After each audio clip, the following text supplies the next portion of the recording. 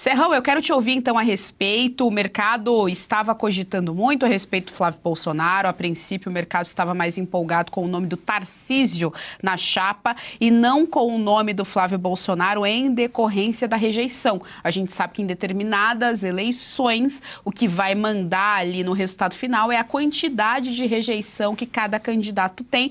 E uma comparação entre Tarcísio de Freitas e Flávio Bolsonaro, a rejeição do Tarcísio era menor comparada com a do Flávio. Agora, o Flávio vem se mostrando aí esse cara pacificador, então ele está conversando sempre com a imprensa, ele está conversando inclusive com vários portais, não só com a mídia especializada da política, está se mostrando pacificador, um cara do diálogo e está aí tentando espaço num mercado importante que é justamente Faria Lima, mercado financeiro daqui de São Paulo. Mas essa sempre foi a característica do Flávio Bolsonaro.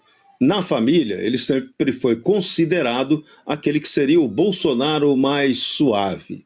E é isso que ele vai tentar passar como alguém que, se eleito presidente, não será alguém que vai praticar vingança, ele já sinalizou isso, e também alguém que vai dialogar, vai estabelecer mais diálogo do que o pai dele conseguiu estabelecer quando esteve na presidência da República. Então são sinalizações do Flávio Bolsonaro. E agora o interessante é que estamos em uma pré-campanha eleitoral.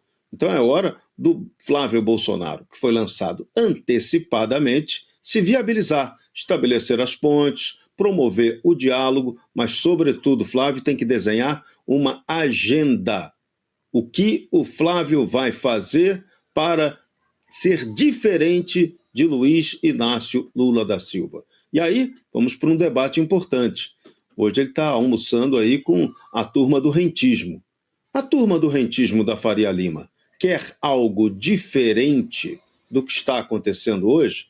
Ou para eles o que está acontecendo hoje está muito bom?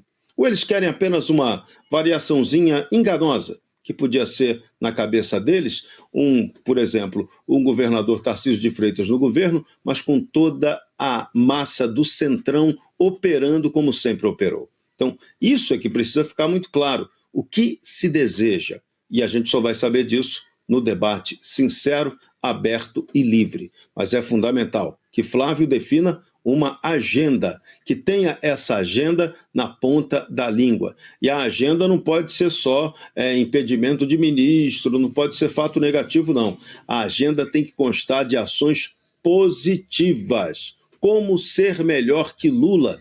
Esse é o desafio, Geisiane. Gustavo Serrão levantou um ponto importante aqui, né? Os rentistas da Faria Lima do mercado financeiro, a gente sabe que para alguns que atuam no mercado, o caos é interessante. Portanto, políticas à esquerda, políticas mais comunistas, são políticas interessantes para esse mercado, porque você precisa mandar patrimônio para fora, enfim, tem uma atuação ali do mercado para tirar esse patrimônio daqui, colocar para fora e, claro, levar ali a parcela deles desse montante todo, desse bolo todo. Vale lembrar ainda, nas eleições passadas, boa parte dos economistas ali do mercado da Faria Lima apoiaram a gestão do presidente Lula. Sem dúvida, já isso é sempre importante lembrar, né, quem tem a responsabilidade pela atual situação no Brasil, né? Não é só o STF, não é só o Lula, né? Boa parte do mercado financeiro apoiou o Lula achando que teriam benefícios imediatos ali no curto e médio prazo, e muitos tiveram de fato. Só que não, esses são benefícios que não se reverteram para a população.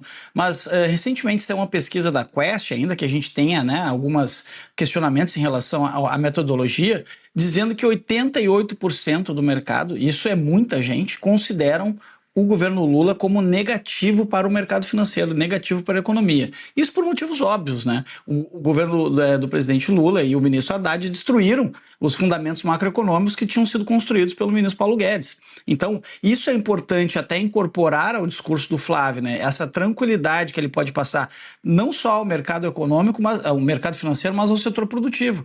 Porque não vai haver aventuras na área econômica, pelo contrário, vai haver uma recuperação da responsabilidade fiscal, que esse governo simplesmente explodiu antes até de virar governo, né? Vamos lembrar, tinha aquela PEC da transição que permitiu que esse governo estourasse o teto de gastos, e isso continuou sendo feito. E aí, como é que eles cobrem esse rombo que eles aumentam cada vez mais? Criando impostos. E isso também não é interessante para o mercado financeiro. Isso não é interessante para a economia como um todo e nem para eles. Então, há um recuo, né? Eu acredito que muitos deles estavam apostando, né, na chapa do governador Tarcísio, como um cara que poderia atender essa demanda, mas o Flávio é um cara perfeitamente capaz também de equilibrar os interesses do país com os interesses do setor produtivo, com os interesses do mercado, porque são coisas que precisam de fato ser equacionadas. Então, acho que ele dá um recado interessante e necessário para esse pessoal. É uma galera que joga muito com previsões futuras, então eles precisam ter essa previsibilidade, essa segurança. O Flávio não é um aventureiro, pelo contrário.